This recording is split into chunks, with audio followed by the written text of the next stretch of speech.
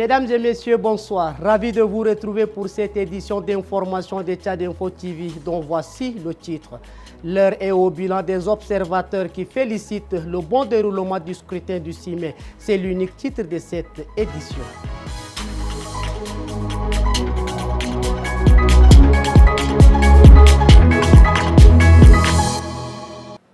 Une fois de plus, bonsoir et bienvenue dans ce journal de 19h45. La mission d'observation des experts électoraux de la zone CEMAC par la voix du président de l'Union des jeunes de la CEMAC, Nguyengang Tchassep Cyril, a fait une déclaration ce mardi 7 mai dans un hôtel de la place, dans le but d'exprimer sa satisfaction du bon déroulement de l'élection présidentielle du 6 mai, compte rendu de Nguemadi Aristide. Au lendemain de l'élection présidentielle, la mission d'observation des experts électoraux de la zone CEMAC salue les conditions dans lesquelles la dite élection s'est déroulée et se félicite du bon déroulement du scrutin.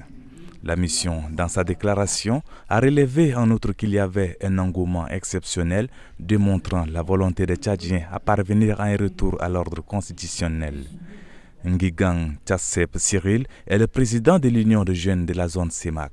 La mission d'observation des experts électoraux de la zone CEMAC note avec satisfaction que l'élection présidentielle du 6 mai 2024 en République du Tchad a été libre, transparente, équitable, crédible et inclusive. Ce scrutin a répondu aux normes internationales en matière d'organisation et de déroulement des élections démocratiques. La mission d'observation des experts électoraux de la zone CEMAC salue le gouvernement tchadien, l'autorité nationale de gestion des élections ANGE et tous les acteurs impliqués pour leur effort pour la réussite de ce scrutin. La mission d'observation des experts électoraux de la zone CEMAC a salué le gouvernement tchadien, l'Agence nationale de gestion des élections et tous les acteurs impliqués pour leurs efforts conduisant à la réussite de ces scrutins. L'Organisation de défense des droits de l'homme, de développement social et d'assistance humanitaire Dar es Salaam a ce 8 mai 2024 fait une déclaration préliminaire de la mission d'observation électorale de la présidentielle du 6 mai 2024. Selon le chef de mission de l'ONG Dar es Salaam, Frank Nakingar Djirangay, de manière générale, le vote a été calme dans la ville de N'Djamena. Aimé Dolinassou. Les dépouillements se sont déroulés dans le calme, sauf que des irrégularités ont été constatées compte tenu de l'absence des délégués de certains candidats et le nombre pléthorique des délégués d'autres candidats. Nous avons eu à constater des tentatives de détournement des urnes ou des bourrages des urnes par les services de certains candidats, notamment à Moundou et à N'Djamena, et dans plusieurs villages suivant les fiefs des candidats. Notre mission recommande à l'ANGE de régler la situation des cartes d'électeurs avant les prochaines échéances législatives, régionales et communales, de motiver les membres du bureau de vote pour un travail efficace, sécurisé et sécuriser tous les bureaux de vote, de prendre en charge les délégués des candidats dans les bureaux de vote pour une meilleure transparence des élections.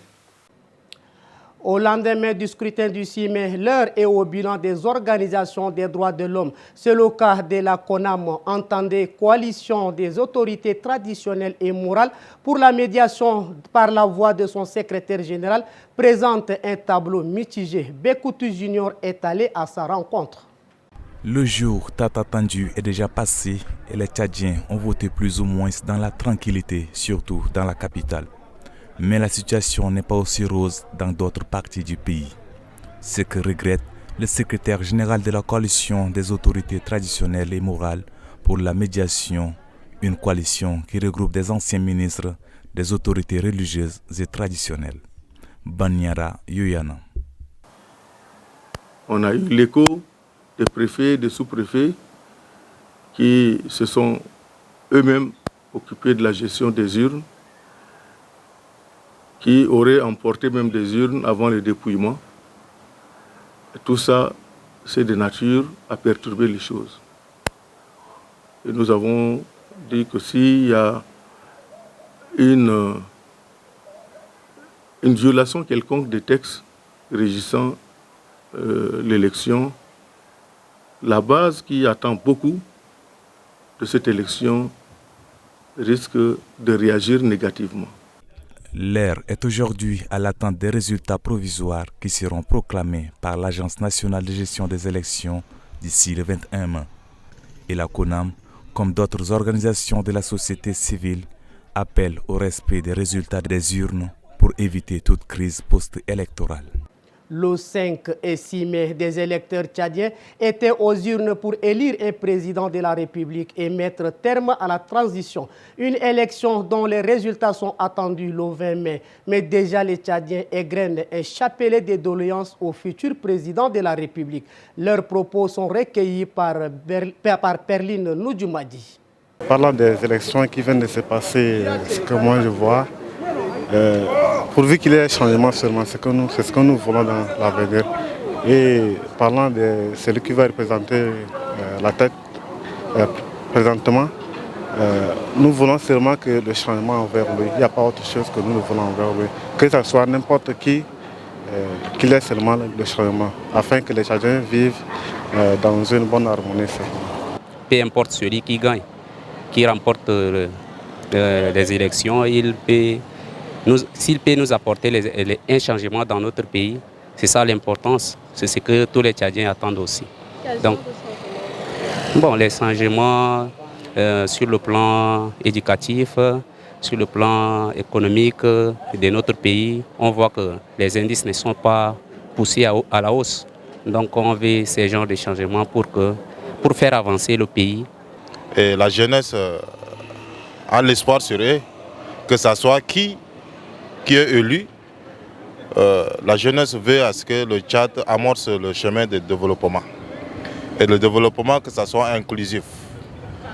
L'élection, ce n'est que juste un processus. Mais ce que nous demandons, c'est d'être inclusif et main dans la main pour que nous fassions notre Tchad un État que nous aimerons bien à la modèle de l'Afrique centrale. Le peu que les gens en ont, nous n'en avons pas. Du genre même électricité pour travailler, chercher même de l'argent, on n'en a pas. Donc que le futur président du Tchad veille à ce qu'un changement puisse s'installer afin que le peuple tchadien puisse jouir de ce beau pays que nous aimons bien. Actualité en bref d'aujourd'hui, c'est la compilation des principales informations du jour que vous propose Ghislaine Alataoum. Ouvrons cette actualité en bref dans un communiqué de presse publié ce jeudi. Les responsables du parti Les Transformateurs mettent en garde contre les provocations qu'ils qualifient de très graves perpétrées sur la personne de leur candidat à la présidentielle, Dr Succé Masra. La résidence du Premier ministre, par ailleurs candidat à cette présidentielle, est sous surveillance par drone.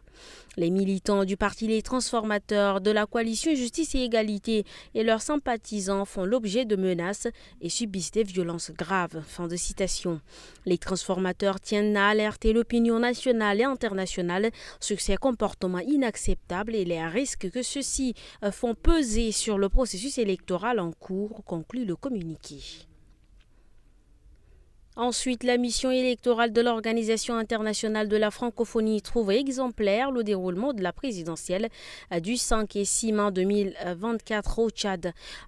L'OIF appelle les partis impliqués à la sérénité. En cas de contestation des résultats qui seront proclamés, elle les demande de rester légalistes en saisissant les instances compétentes. Pour terminer, le ministre d'État, ministre des Affaires étrangères et des Tchadiens de l'étranger, l'ambassadeur Mahamat Saleh Nadif, participe à la session ministérielle conjointe des ministres des Affaires étrangères et ministres de l'Agriculture du sommet africain sur les engrais et la santé des sols ce mercredi 8 mai à Nairobi au Kenya. L'objectif du sommet est de rassembler toutes les parties prenantes concernées pour souligner le rôle crucial des engrais et de la santé des sols dans la stimulation d'une croissance durable et favorable aux populations pauvres dans l'agriculture africaine, et de convenir d'un plan d'action pour les engrais et la santé des sols en Afrique, ainsi que l'initiative Sol pour l'Afrique. Le forum Kola, dit rencontre d'échanges culturels et artistiques entre les artistes tchadiens et camerounais, est ouvert ce matin au Palais des Arts et de la Culture. C'est le directeur des cabinets du ministère des Affaires culturelles, Ousmane Haroun Guet, qui a donné le coup d'envoi. Rasson Mordim Leila nous en dit plus. Ils sont venus d'ailleurs et d'ici pour cette première édition du Forum Cola. Cette assise des entrepreneurs culturels se veut un passage de partage d'expériences et de brassage entre les artistes tchadiens et camerounais. Le but attendu de ce forum est de faire de la culture un secteur viable. Ce forum culturel a été soigneusement conçu pour offrir une plateforme où les voix des diverses disciplines artistiques et culturelles peuvent se rencontrer, s'entremêler et s'enrichir mutuellement. Cette rencontre entre les artistes des deux pays voisins n'est pas le fruit du hasard. Nous nous mettons autour de la table, convaincus que l'entrepreneuriat culturel n'est pas accessoire, qu'il n'est pas du bonus, mais qu'il est un projet de société, une vision de l'avenir. Une vision de l'avenir car bien sûr, faire de la musique comme le chanteur Mandoé, réaliser des tableaux comme l'artiste plasticien Doff, créer des motifs de costumes comme le styliste Camara, c'est avoir une philosophie, c'est porter des messages, mais c'est aussi et surtout mettre en lumière le futur qu'on imagine pour soi et pour les autres. Le ministère de la Culture entend pérenniser cette initiative qui permettra de booster ce secteur.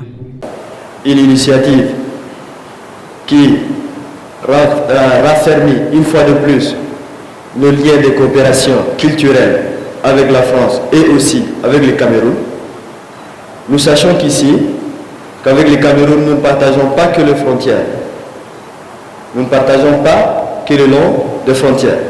Nous partageons aussi ensemble des valeurs culturelles, des groupes ethniques et aussi des valeurs humaines qui sont toujours raffermies de jour en jour par les chaleurs humaines entre les Tchadiens et les Camerounais. Plusieurs activités, notamment des tables rondes interactives, des discussions approfondies sur des sujets culturels et artistiques sont prévues pour cet événement qui prendra fin le dimanche. C'est tout pour cette édition. Merci de votre fidélité et bonne suite de programmes sur Tchad Info TV.